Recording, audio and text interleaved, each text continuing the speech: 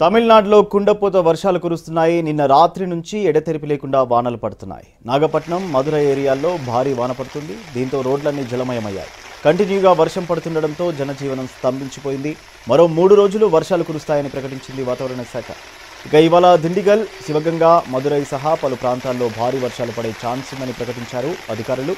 కొన్ని ప్రాంతాల్లో ఉరుములు, మెరుపులతో కూడిన భారీ వానలు పడతాయన్నారు. పుదుచ్చేరి, కరైకాల్ ప్రాంతాల్లో గంటకు 40 నుంచి 50 కిలోమీటర్ల వేగంతో ఈదురుగాలులు వీచే ఛాన్స్ ఉందని తెలిపారు అధికారులు.